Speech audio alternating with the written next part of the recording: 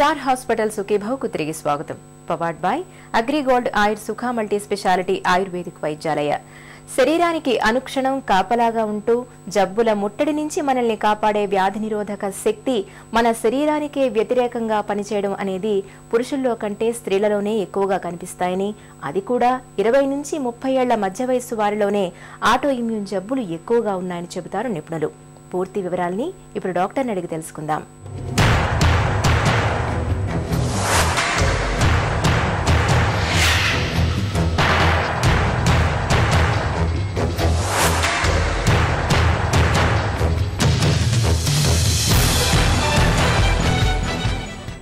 కంచే చేను మేసింది అన్న సామెత మనకు బాగా పరిచయమే.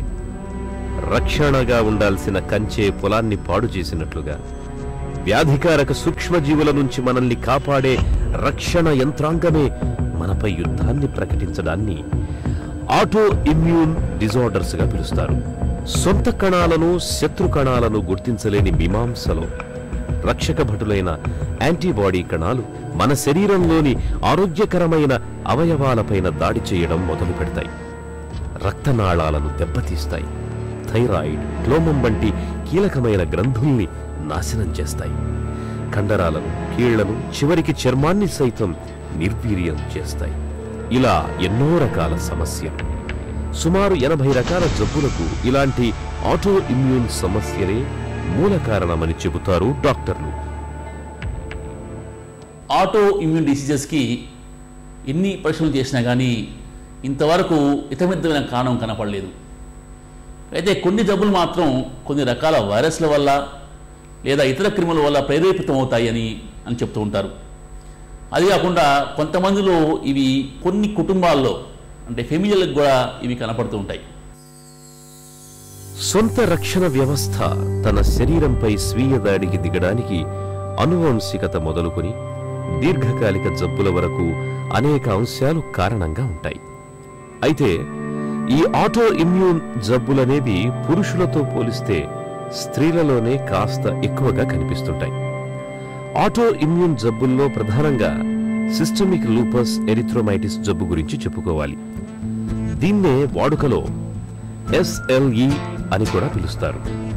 రక్షణ వ్యవస్థకు చెందిన యాంటీబాడీలు శరీరంలోని కీళ్లు, కిడ్నీలు, చర్మం, ఊపిరితిత్తులు, గుండె, మెదడు, రక్తనాళాలు ఇలా ఎన్నో కీలకమైన అవయవాలపై దాడికి దిగుతాయి. ఫలితంగా కీళ్లన్నీ బాగా వాచిపోతాయి. అలాగే మెదడు, వెన్నుపాములోని నాడీ కణాలపై యాంటీబాడీలు దాడి చేసి వాటిపై ఉండే మైలిన్ పొరను నాశనం చేస్తుంటాయి.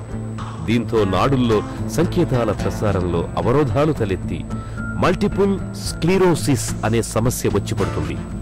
ఇక రక్తనాళాల్లో వాపు మూలంగా పక్షవాతం, అంధత్వం, కిడ్నీ వైఫల్యం వంటి పెను విపత్తుల ముప్పు పొంచి ఉంటుంది. ఈ ఆటోఇమ్యూన్ డిసీజెస్లో మనం తరచుగా చూసేది SLE అంటే సిస్టమిక్ ల్యూపస్ ఎరిథెమాటోసస్.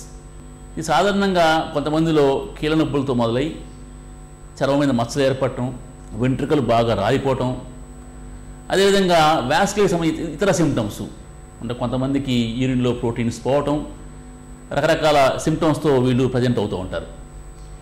ఇది 90% ఈ పేషెంట్స్ సాధారణంగా ఉమెన్ అంటే స్త్రీలలో కనబడుతూ ఉంటుంది. అదే కొంతమందిలో అంటే 10% వరకు ఇది పురుషుల్లో కనపడుతుంది. ఈ జబ్బు సాధారణంగా 20-30 సంవత్సరాల వయస్సులో సాధారణంగా బయటపడుతూ ఉంటుంది. కొంతమందిలో ఇది చాలా తీవ్రంగా ఉంటుంది, కొంతమందిలో ఇది చాలా మైల్డ్గా ఉంటుంది. అదేవిధంగా ఈ జబ్బు రెమిషన్ అంటే ఒక 2-3 నెలలు బాధపెట్టి తర్వాత పూర్తిగా తగ్గి మళ్ళీ వచ్చే అవకాశం ఉంది. సాధారణంగా వింటర్ అంటే శీతాకాలంలో ఈ జబ్బు యొక్క లక్షణాలు ఎక్కువగా కనపడుతూ ఉంటాయి. అయితే ఈ జబ్బును మనం ANA అంటే యాంటీ న్యూక్లియర్ యాంటీబాడీ అనే టెస్ట్ ద్వారా ముందు గుర్తిస్తాము. తర్వాత యాంటీ-DS DNA అంటే డబుల్ స్టాండ్ DNAకి యాంటీబాడీస్ని రక్తంలో కనిపెట్టడం ద్వారా ఈ జబ్బును డయాగ్నోస్ చేస్తుంటాం. ఈ జబ్బు అంటే ప్రారంభ దశ నుంచి కూడా మందులు వాడటం వల్ల ఇది కొంతవరకు నయమవుతుంది. కాకపోతే చాలామందిలో జీవితకాలం కూడా ఈ జబ్బుకు మందులు వాడుతూ ఉండాలి.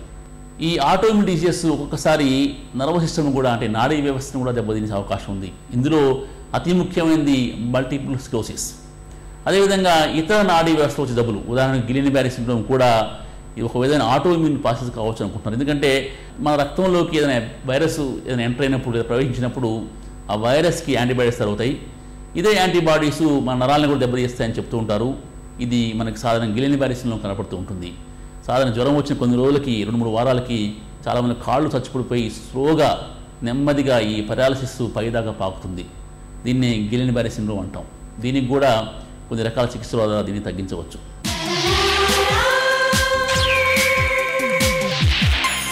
Suki